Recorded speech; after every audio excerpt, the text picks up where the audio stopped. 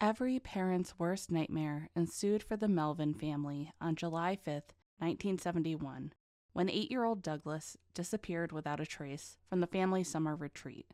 His disappearance would lead to one of the largest searches in New York State history, as hundreds of volunteers, members of state and military branches, and search teams from as far away from California descended upon the Adirondack Mountain region, combing through the nearly 13,000-acre property, trying to find some trace of him. I'm Amanda Morgan, and this is New York's Dark Side.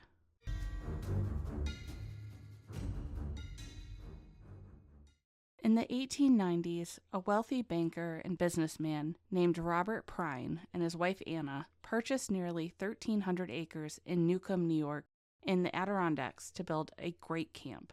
This was a popular practice for the wealthy in New York to purchase summer properties to enjoy the beautiful landscapes, cooler temperatures, and fresh mountain air in style.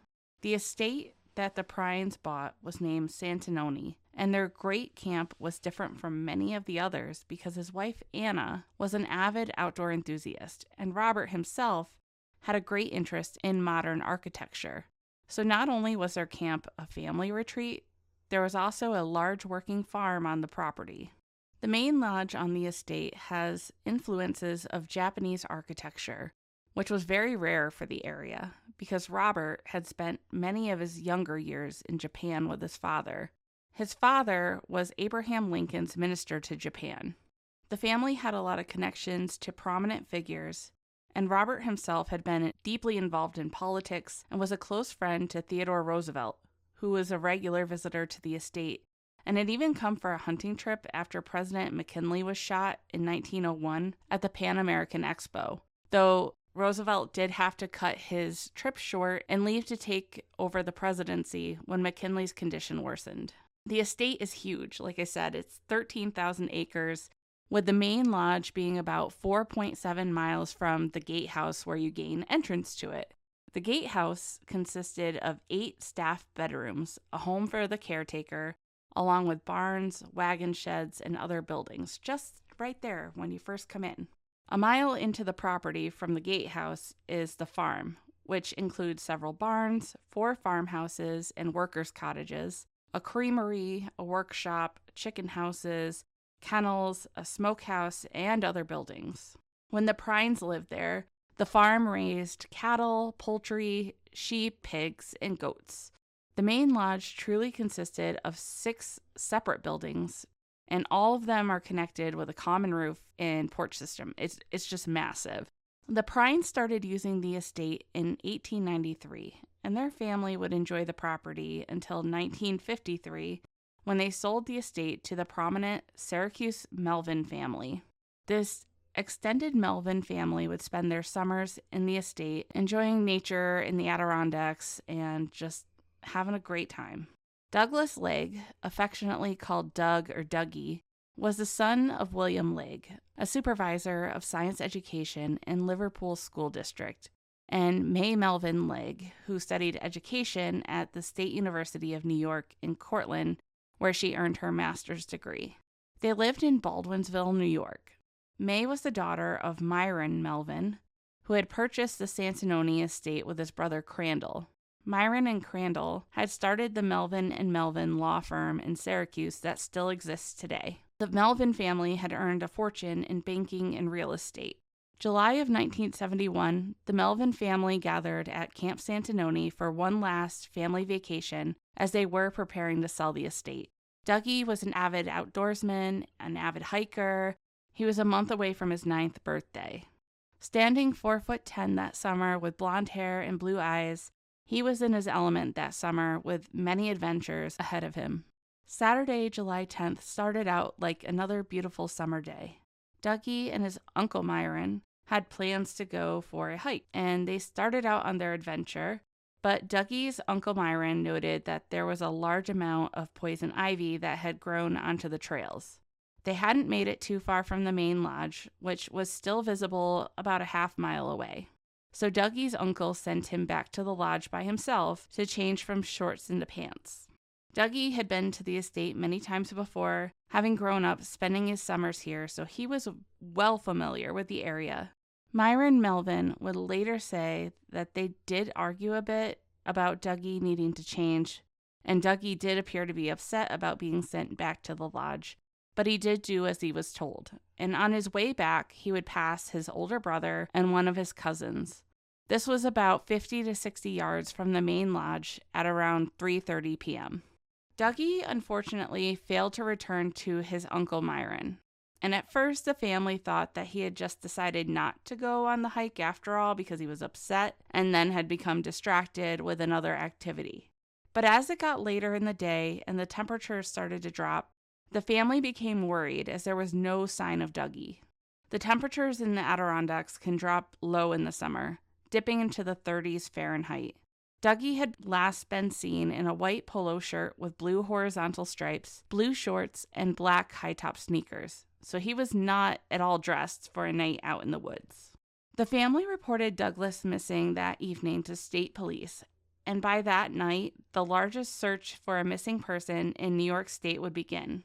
Initially, the search started out with just family members, members of the state police, and locals from the town of Newcomb. As the days went on with no definitive sign of Dougie, the team would expand to include searchers ranging from college students to tourists, members of state agencies, and the military. There was some brief hope that they had a sign of Dougie when they found some footprints that they believed to have belonged to him, and one of the search dogs found a small trail, but quickly lost the scent and there was no other trace of him to be found in that area. In the days following his disappearance, the New York State Conservation Department used helicopters, and the United States Air Force, based out of Plattsburgh, sent planes equipped with new heat detection technology to join in the search. They expanded the search out from the main lodge at Santanoni, where Dougie had last been seen, seeking some trace of him from the air. The only thing that they were able to really detect with this technology, though, was a bear's den. No trace of Dougie. There was again some brief hope when one of the bloodhounds picked up a scent that led to a pond. The pond was drained, but Dougie wasn't there. Later that night, a summer rainstorm would roll in and dumped 2 inches of rain in the area. This made the search conditions the following day extremely difficult, and several searchers had to be rescued from the muddy, boggy sinkholes that had developed.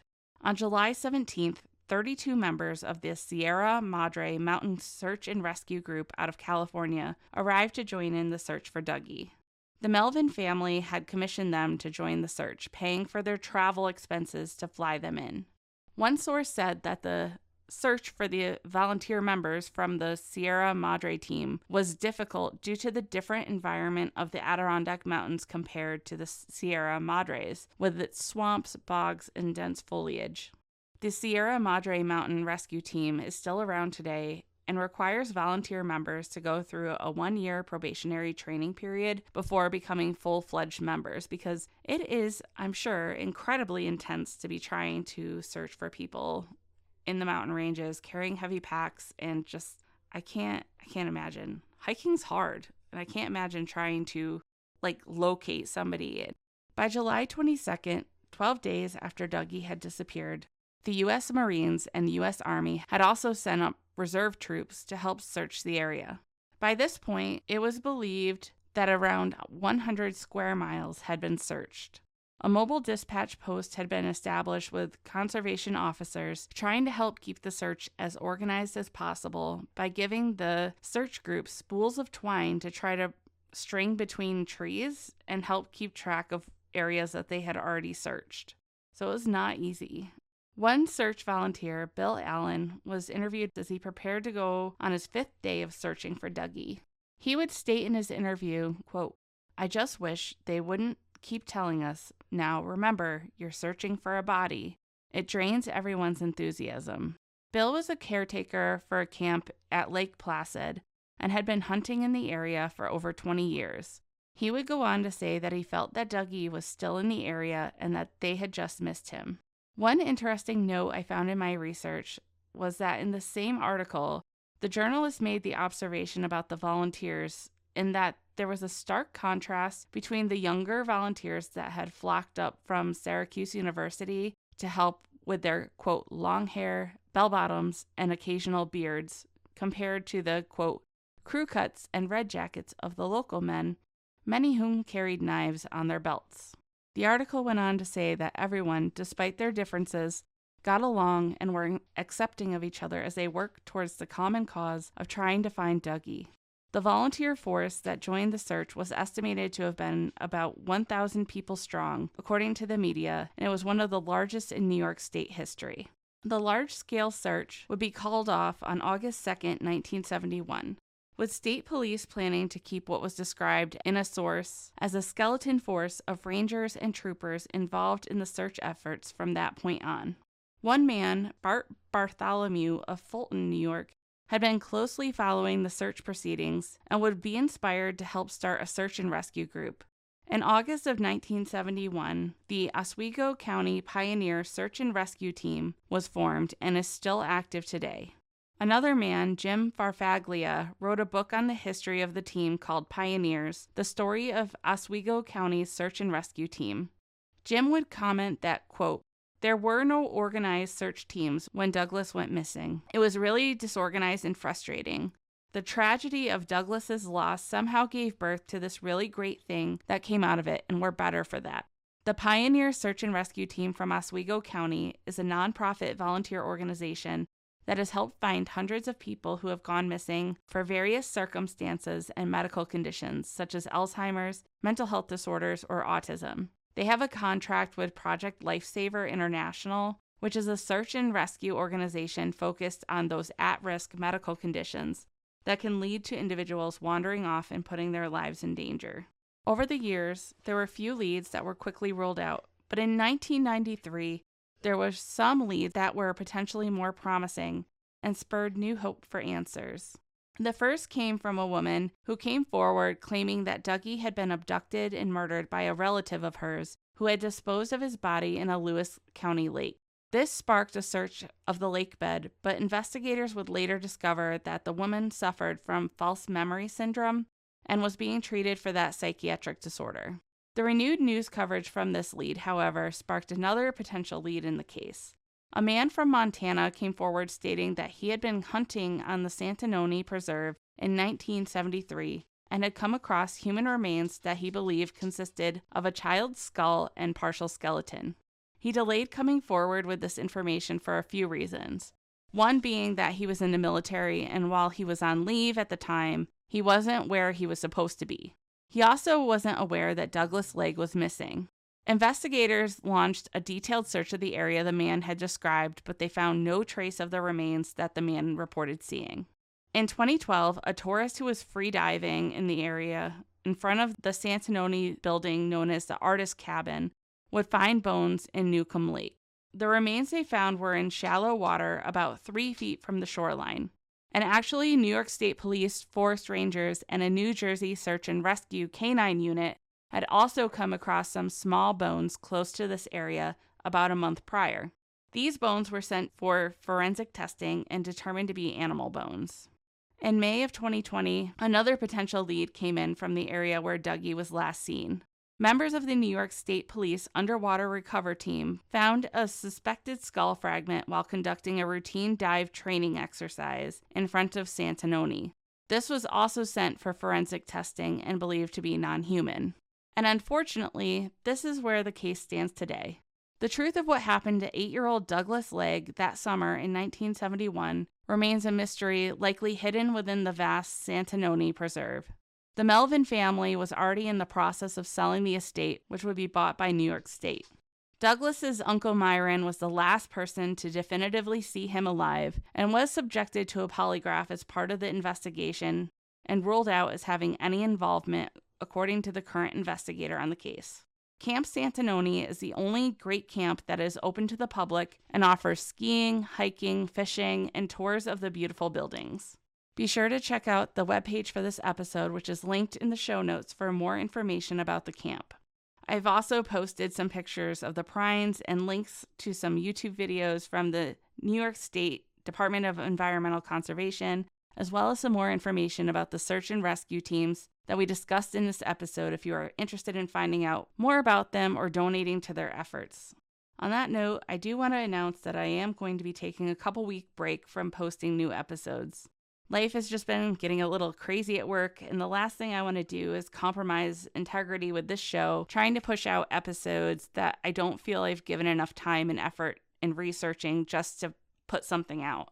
In the background, I've got some episode topics planned out, and I've already started researching them, so I want to spend the next couple of weeks just getting them put together, and I'm planning for a mid-September relaunch, so to speak, just to give myself some breathing room. But in the meantime, I hope you'll check out some past episodes and join me on social media if you haven't already to follow the show for updates. I'm most active on our Facebook page, but we also have a presence on Instagram, X, and TikTok. And I also want to give a shout out to a newer podcast that I checked out recently. It's called Lesbian Detectives, and they did an episode just recently based on a case out of New York on the disappearance of Jaliek Rainwalker. So if you are looking for a new podcast to check out while we are on break, check out these lovely ladies. I hope everyone has a great week ahead, and I hope you stay curious.